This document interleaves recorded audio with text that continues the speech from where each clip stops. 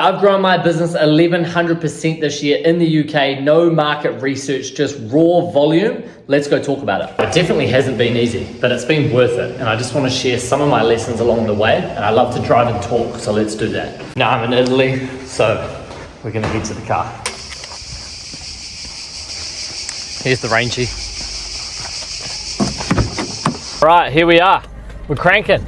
So this year's been quite an interesting one. Obviously, I started the business in New Zealand and Australia, for those that don't know. For me now, it's all about just like the challenges, you know? Like I felt like, got very lucky in New Zealand. Obviously, I came from a building business. I had all the talk, the lingo, etc. But talking about moving into a new market, so all of 2025, I was essentially growing the UK business pretty much while I was in New Zealand. I was in Europe for maybe 3 months of the year, and that's all the time I had. Then I had to come back to New Zealand for some personal stuff. But anyway, the number one thing, so in March, I made £20,000, right? That's a lot of money.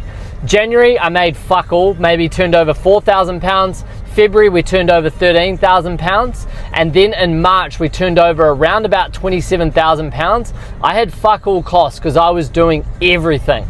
But what I did in March to grow and really get it cranking was I literally spent about £4,000 on marketing. Now that's a lot of money. That's about 10,000 New Zealand dollars. So we just crank. I literally figured out the new Meta Andromeda ads form, and I literally shot 15 variations for free on my iPhone to my target ideal customer. Builders, developers, renovators, etc., etc. Threw them up on Meta, and we just kept cranking the spend. So I was getting 10 to 12 leads a day. I was closing drastically, and I was just trying to get business in. So number one, it was just figuring out a lead flow. Now lead flow, we have issues all the time. We were getting like 12 to 14 pounds cost per leads. Then it shot up to like 25. So it's a constant battle. But number one was just getting a fucking huge lead flow. That's all I cared about. Making videos.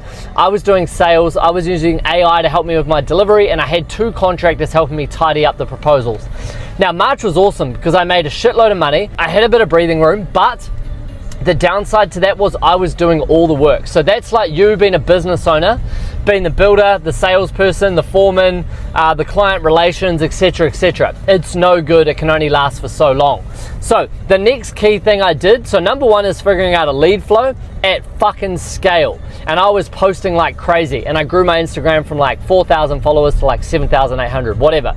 Number two, hired a general manager. So this person cost me £70,000 a year, but it literally frees me up to do so much more. Because in March, I was doing everything.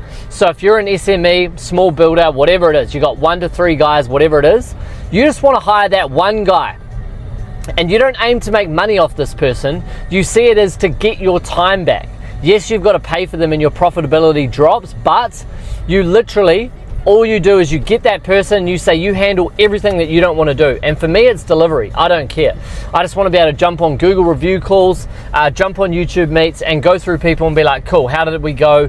Blah, blah, blah. Get the review, get the authority piece, etc., etc. So this morning I jumped on a Google Meet with a client, and we just talked about how good it was, the service, etc., etc., blah, blah, blah. So number one, lead flow. Invest in lead flow, ads, content, whatever it is. Number two, get a GM. Buy your time back. If you're a sparky, landscaper, plumber, whatever it is, and you run the business, get someone that's a fantastic plumber, fantastic landscaper, someone that can do all of the delivery, okay? That's what you need, because then you can go back and focus on being the engine for the business to drive more business. You don't want to be carrying the retaining wall timber or fucking running the wires for the electrical or digging the trenches for the plumbing, okay? And then number three, get yourself a good little team and get yourself a basic online presence. So I'm heavily focused on the Google reviews. We've gone from 15 Google reviews to about 42. I've been focusing on the highest leverage activity. So I've been making YouTube videos, getting the Google reviews, posting Instagram videos, and just making sure that we're getting good repeat customers. So I'm just following up with repeat customers, seeing what we can do to get more customers. So last week we did 12 jobs and we had 7 repeat customers, which is good. and then we're obviously obtaining new customers. So that's how you can like drastically grow. And you guys have to remember here, I just had a message from a guy off TikTok. I'm going to help them grow their business in Melbourne. They sell bespoke timber doors and that, and they want to get in the higher end of things. So I'm going to charge them a fee to go in, do an audit. It's anywhere from $2,000 to $3,500. We'll do an audit, we'll find out some angles, and we'll look at how we can fucking 10x that guy's business, okay? So then number 3, you want to find out what's the highest leverage activity you can be doing as a business owner, and how can you get more of that business. So, you know, very good analogy. Our partner down in NZ and Aussie, Jamie, said to me one day, he was like, bro, why did you price that $450 bathroom the other day? You got 40,000 views on a TikTok reel the other day. I was like, fair play. So if you're running a small business or you're running any business, it doesn't matter. You've got to be focused on what is the highest leverage activities you can be doing, okay? So for me, it's not pricing work. It's not making sales calls to cold leads.